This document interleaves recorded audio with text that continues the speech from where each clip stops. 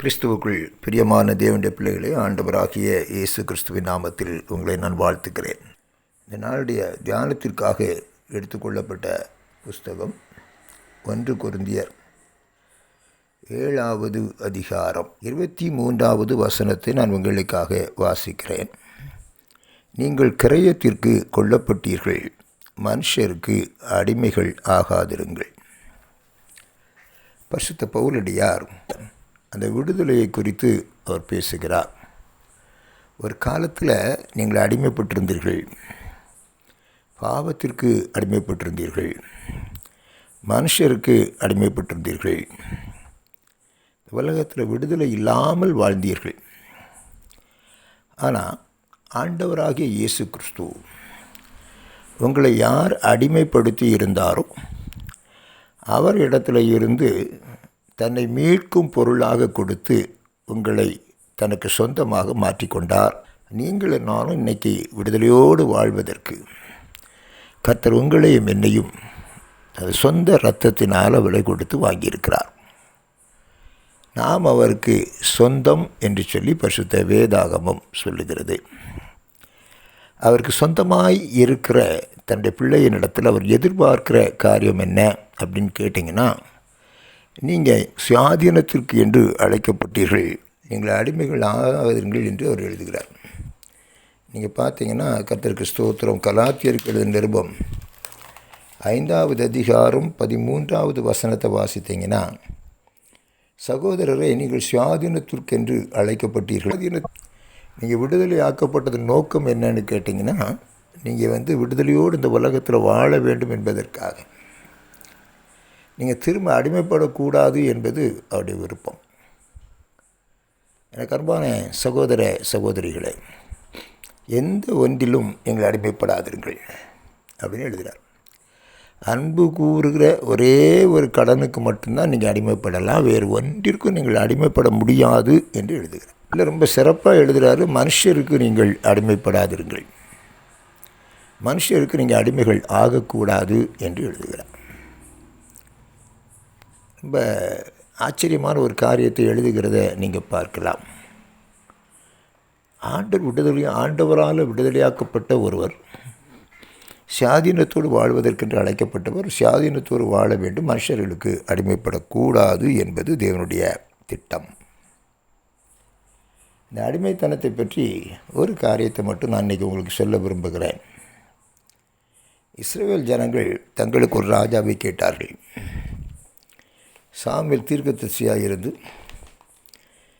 தேவ பிள்ளைகளை அவர் நடத்துகிறார். தேவன் அவர் எப்படி நடத்தணுமோ அப்படி என்ன செய்ய நடத்தி கொண்டே வருகிறார். புறஜாதியார் அடிமைகளாக இருக்கிறார்கள், தங்களுக்கு ராஜாக்களை வைத்திருக்கிறார்கள். அதே மாதிரி எங்களுக்கு ஒரு ராஜா வேணும் அப்படின்னு சொல்லிட்டு அவங்க கேட்குறாங்க. அப்போ ஆண்டவர் சாமுவேல்கிட்ட சொல்கிறாரு, சரிப்பா, அவங்க என்னை புறக்கணித்து விட்டார்கள். அப்புறம் அடிமைப்படுகிறவர்களை பற்றி ஆண்டவர் சொல்கிறார். இந்த அடிமைப்படுகிற ஒருவன், மனுஷனுக்கு அடிமைப்படுகிறவன் யாரை புறக்கணிக்கிறான்? சொந்த இரத்தத்தினால் விலை கொடுத்து வாங்கின அந்த தேவாதி தேவனை, ராஜாதி ராஜாவை, எஜமானனை அவன் என்ன செய்கிறானாம்? புறக்கணிக்கிறான் என்று சொல்லுகிறார். என்ன புறக்கணிச்சிட்டாங்க? அதனால் திட சாட்சியாக அவர்களுக்கு என்ன நடக்குங்கிறத சொல்லு அப்படின்னு சொல்கிறார். அப்படி சொல்லும்போது 1 சாமுவேல் 8வது அதிகாரத்தில் நம்ம அதை பார்க்குறோம். ராஜா என்ன செய்வான் அப்படின்னு சொல்லும்போது ஒவ்வொன்றையாக சொல்லிக்கொண்டே வருகிறார். அவர் சொல்ல, உங்கள் குமாரரை அவன் எடுத்துக்கொள்ளுவான், உங்களுடைய பிள்ளைகள், பெண் பிள்ளைகள் அவன் எடுத்துக்கொள்ளுவான், உங்கள் வேலைக்காரரை எடுத்துக்கொள்ளுவான், உங்கள் வயல்களை எடுத்துக்கொள்ளுவான், திராட்சை தோட்டங்களை எடுத்துக்கொள்ளுவான், உங்கள் தசமபாகங்களை வாங்கி கொள்ளுவான், உங்கள் ஆடுகளில் 10ல் 1 எடுத்துக்கொள்ளுவான், நீங்கள் அவனுக்கு வேலை ஆட்கள் ஆவீர்கள். அவன் ராஜாவுக்கு வேலைக்காரனாக இருப்பான், அடிமையாக இருப்பான், அவன் பிள்ளைகள் அடிமையாக இருக்கும், குமார் அடிமையாக இருப்பார்கள். அவன் சொந்த வயலில் அந்த வயல் ராஜாவுக்கு சொந்தமாகிடும். அதில் வேலை செய்கிறவர்கள் ராஜாவுக்கு சொந்தமாக மாறிவிடுவார்கள். ஆடுகள் மாடுகள் அதுலேயும் 10ல் 1 பகுதி யாருக்கு போயிடும்னா ராஜாவுக்கு போயிடும். ஆடுறது அடிமைத்தனத்தை மாற்ற விரும்பினார். அதனால தான் புதிய ஏற்பாட்டில் வரும்போது அடிமைத்தனத்திலிருந்து விடுதலையாக்கப்பட்டு உங்களையும் என்னையும் அவர் ராஜாக்களாக மாற்றினார், ஆசாரியர்களாக அவர் மாற்றினார். இந்த உலகத்தில் 2 அடிமைத்தனத்தை அவர் பார்க்கிறார். அன்றைக்கு இஸ்ரவேல் ஜனங்களை ஆசாரியர்கள் ஆட்சி செய்தார்கள், ராஜாக்களும் ஆட்சி செய்தார்கள். இந்த 2 பேரும் ஜனங்களை அடிமைகளாக வைத்திருந்தார். தசமபாகத்தை கொண்டு போய் ஆசாரியர்கிட்ட கொடுக்கணும். ராஜாக்கள் அடிமைகளாகி தங்களுக்கு உள்ளதில் எல்லாம் என்ன செய்யணும், பங்கையும் அவங்களுக்கு கொடுக்கணும். இந்த நிலைமையை மாற்றுவதற்காக ஆண்டவராக இயேசு கிறிஸ்து நம்மை ராஜாக்களும் ஆசாரியர்களும் ஆக மாற்றினார். வெளிப்படுத்தல் 1:6. நம்மிடத்தில் அன்பு கூர்ந்து தமது இரத்தத்தினால் நம்முடைய பாவங்களை நம்மை கழுவி தம்முடைய பிதாவாகிய தேவனுக்கு முன்பாக நம்மை ராஜாக்களும் ஆசாரியர்களும் ஆக்கின அவருக்கு மகிமையும் வல்லமையும் என்றென்றைக்கு உண்டாயிருப்பதாக. ஆமேன். நம்மளை ராஜாக்கள் ஆக்கினார், நம்மை ஆசாரியர்கள் ஆக்கினார். நம்ம வாழ்க்கையில் நமக்கு ராஜாதி ராஜாவாக இயேசு கிறிஸ்து இருக்க வேண்டும். நித்திய பிரதான ஆசாரியராக கர்த்தராகிய இயேசு கிறிஸ்து இருக்க வேண்டும். அவங்களுக்கு கீழே நீங்களும் நானும் என்ன செய்யணுமா, ராஜாக்களும் ஆசாரியமாக இருக்க வேண்டும். யாருக்கு அடிமைகளாகக்கூடாது, மனுஷர்களுக்கு அடிமைகளாகக்கூடாது.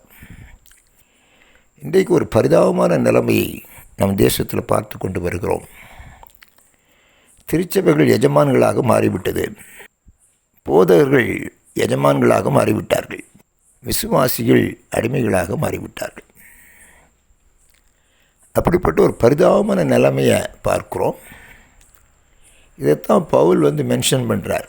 நீங்கள் மனுஷருக்கு என்ன செஞ்சிடாதீங்க, அடிமைகளாக மாறாதீர்கள், தேவனுக்கு மாத்திரமே என்ன செய்யுங்க, அடிமைகளாக இருங்கள் என்று எழுதுகிறார். தேவனுக்கு மாத்திரமே அடிமைகளாக இருங்கள். ஏன்னா நீங்கள் அவருக்கு சொந்தம், விலைக்கரையமாக வாங்கப்பட்டவர்கள். கிறிஸ்து ரத்தத்தினால் விலைக்கரையமாக கொள்ளப்பட்டு மீட்கப்பட்டு நீங்களும் நாளும் இந்த உலகத்தில் நாங்கள் ராஜாவின் பிள்ளைகள் என்று சொல்லுகிறதில்லை, ராஜாக்களாக வாழ்வதற்கும் ஆசாரிகளாக வாழ்வதற்கும் உங்களை ஒப்புக் கொடுங்கள். ஒன்று ஒரு கேள்வி கேட்பீங்க, சபைன்னு ஒன்று இருக்குல்ல, மேய்ப்பர்களுக்கு அடங்கி நடக்கணும்ல அப்படின்னு கேட்பீங்க. மேய்ப்பர்களுக்கு அடங்கி நடப்பது என்பது வேறு, ஒரு சபையினுடைய ஒழுங்குக்கு கீழாக இருப்பது என்பது வேறு. அது எதை குறித்து பேசுகிறது அப்படின்னு கேட்டிங்கன்னா, அவர்களுடைய மாதிரியை பின்பற்றுங்கள் என்று வேதாம சொல்லுகிறது. அவங்களை எதுக்காக வைத்திருக்கிறார், ஒரு சபையை எதுக்காக வைத்திருக்கிறார் அப்படின்னு கேட்டிங்கன்னா, நீங்களும் நானும் கிறிஸ்து இயேசுனுடைய வளர்ச்சிக்கு தக்கதாக ஒரு வளர்ச்சியை பெற்றுக்கொள்வதற்கு மாத்திரம்தான் தேவன் சபையை வைத்திருக்கிறார்.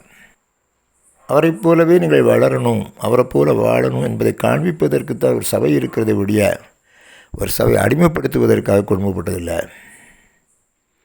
ஒரு சபை ஒரு மனுஷனை அடிமைப்படுத்துமே ஆனால் அது தேவனுடைய திட்டம் அல்ல. ஒரு ஊழியக்காரன் மனுஷர்களை தனக்கு அடிமைப்படுத்துவானே ஆனால்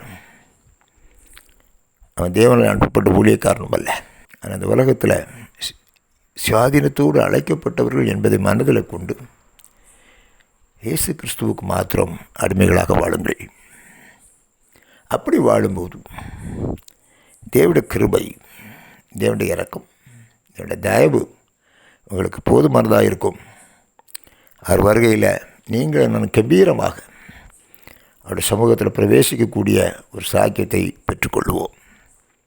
அவருடைய கிருபையை கர்த்தர் நமக்கு தருவாராக. ஆமென்.